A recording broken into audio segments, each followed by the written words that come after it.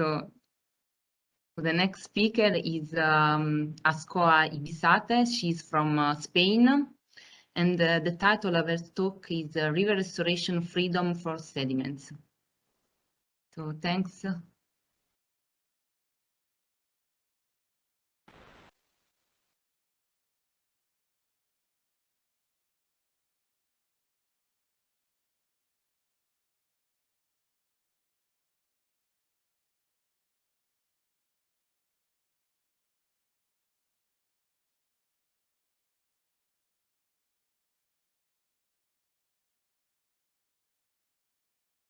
Good afternoon. Yes, can you hear me? Okay, thank you.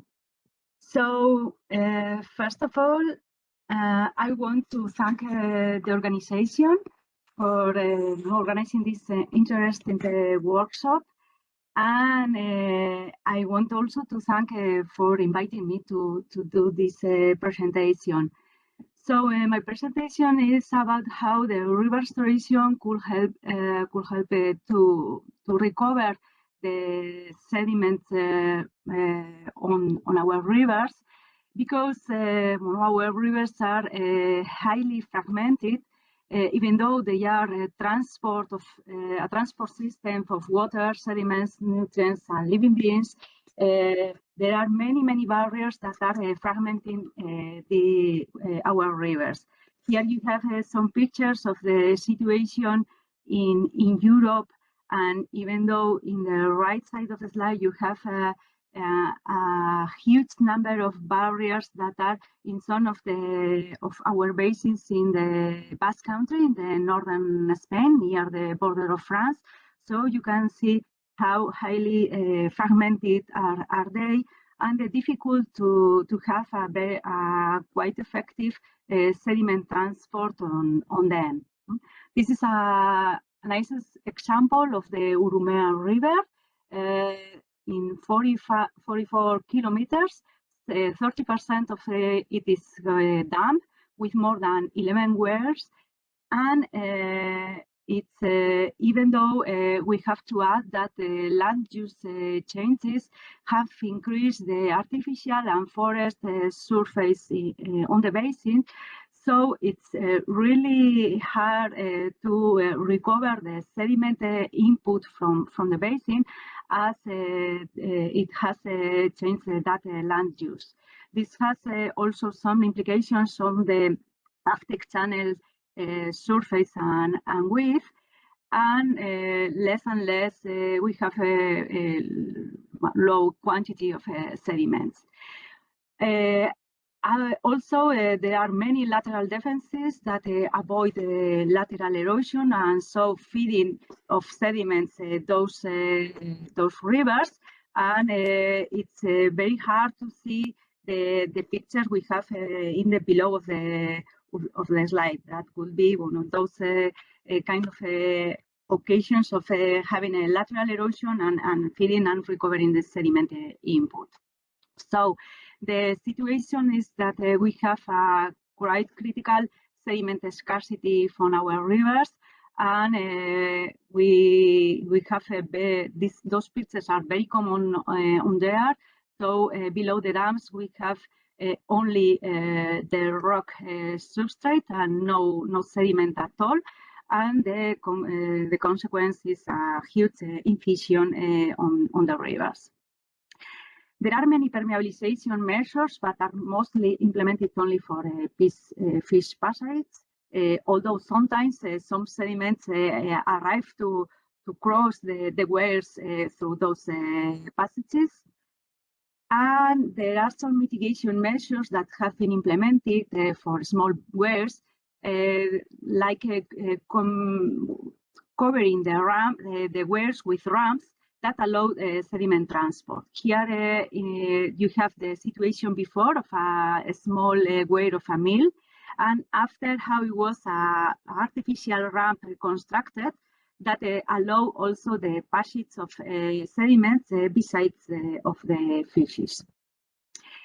Recovering fluvial territory to allow lateral erosion is one of the ways of introducing some sediment in those fragmented ones, but it's not always an option depending on the pressure we have on floodplains.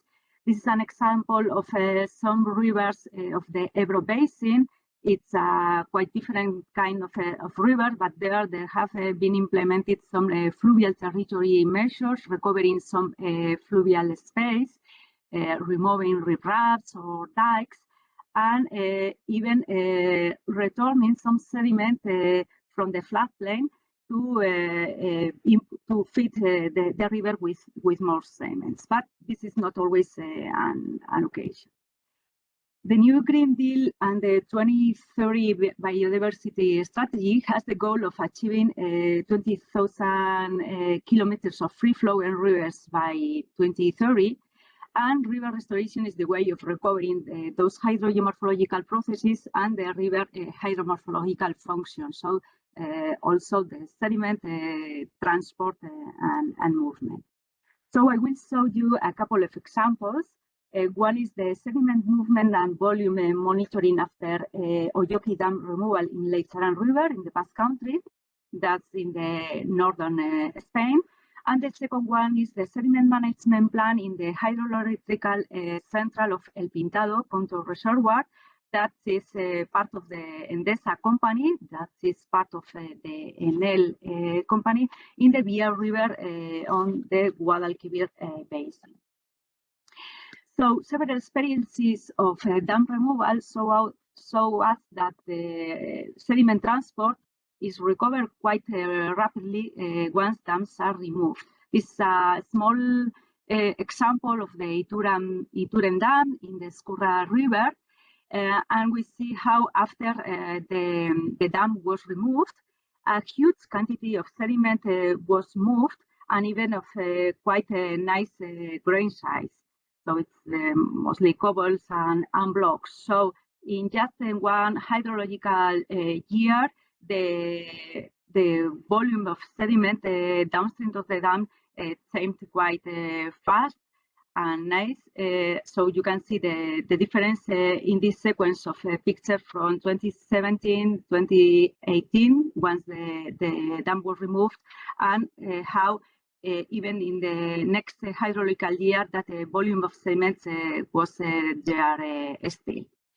And this supposes an important aggradation on the cross-section downstream of the dam.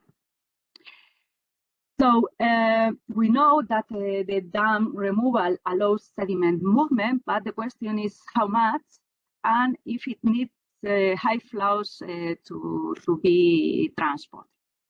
So we conducted a sediment transport monitoring in a dam removal. This is the Oyoki Dam. It's in the Lake Saran basin. Here in this basin, they have been removed 3 dams, and this is the last one that has been conducted. So here you have some pictures to see how it has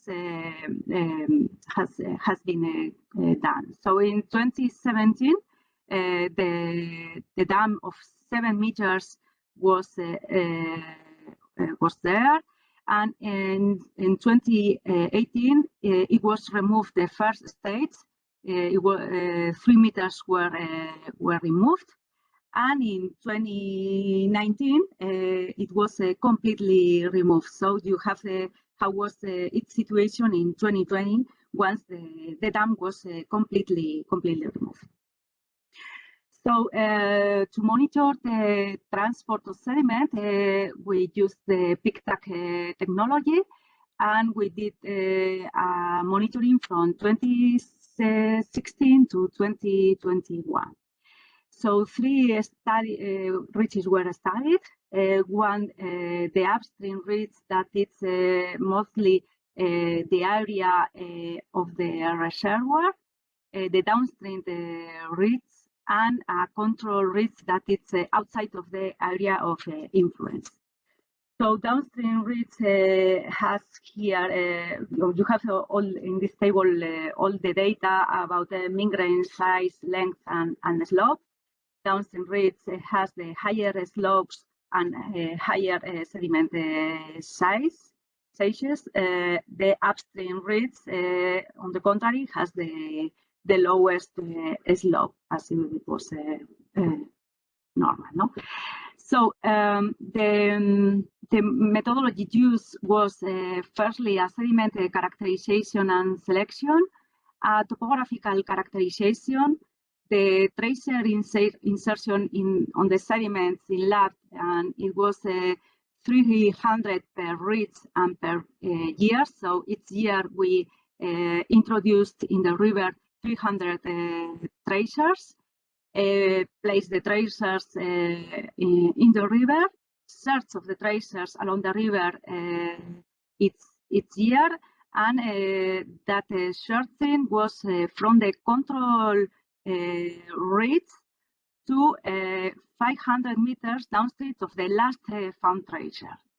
And finally, the analysis of data. So the results show that in general, for all monitoring years, in the downstream reeds were registered the highest displacements, but in the last one, once the dam was completely removed, was the upstream reeds the one that had the highest displacement numbers. Once that dam was removed, we see that the volumes of sediments increased considerably in the upstream, especially in the upstream reeds, but also in the downstream one. The percentage of recovered tracers was quite high, but especially in the 2018 years, where we recovered 70% of them. With the monitoring of the changes on the topography, we could see that 200 meters downstream of the dam, once the dam was completely removed, we saw an aggradation of 1.5 meters, but even 2.5 kilometers downstream of the dam, we still had a quite important aggradation rates of 1 meter. So we see that there was a nice volume for sediment that was transported, but also a kind nice distances were completed by those sediments. We identified the critical flow around 25-30 cubic meters per second, and we estimated the number of days that overcame that critical flow. So even though in 2019-2020, once the dam was removed, the hydrological year was not really very important in terms of discharges, and a spectacular increase of the volume of mobilized sediments was registered. So we think that the mobilization of sediment is more a question of availability of sediment and change of the river conditions, opening of the barrier and the base level change, more than flows. So even in hydrological years with higher flows, even when once the dam was started to remove, but not completely removed, we didn't see so huge important volumes of sediment moving. The second example is a sediment transfer that is being conducted in a stream in the southern Spain, in the Guadalquivir River. It's a very regulated stream. Upstream, we have a reservoir, a huge reservoir of El Pintado. Then we have the counter reservoir where we have conducted the sediment transfer, and the Melonares reservoir that is downstream it. So this counter reservoir stores water to pump it back to the upstream reservoir, so that they do that hydrological generation, and to regulate the discharge for irrigation. The control reservoir, here you can see in the left picture, is completely clogged, and the sediments inputs come from the hillsides and also from a tributary that confluates in the control reservoir. But downstream that control reservoir, we can see how it looks the river. It has not sediment at all, and it's only the substrate, the rocky substrate, what it's in the channel. The electrical company, Endesa, that is part of NEL, needs to increase control reservoir volume to store water for pumping it back. But the Guadalquivir basin authorities have required them to give back to the river the sediment instead of bringing it to dam, as it has been done until now. So 700 cubic meter sediment withdrawal from the deposit next to the central have been completely removed, and this sediment has been transferred downstream, but next to the upstream of the counter reservoir dam, but next to it, in order to allow the river to transfer it below. So our work was monitoring the efficacy of the sediment transfer and providing a sediment management system. The work is in process. We started this last summer, and the fieldwork has finished some months ago. So the methodology was doing a topography before. Askoa, you should conclude in less than 2 minutes. Yes, I'm just finishing, okay? So some sediment analysis, PICTAC also monitoring, and discharge analysis. So, sorry, we have no results yet, but the goal is to propose an auto-transfer system, and it's an important opportunity as the company has asked us to implement a similar studies in other reservoirs, so they could implement some sediment-friendly management measures. So thank you very much for your attention.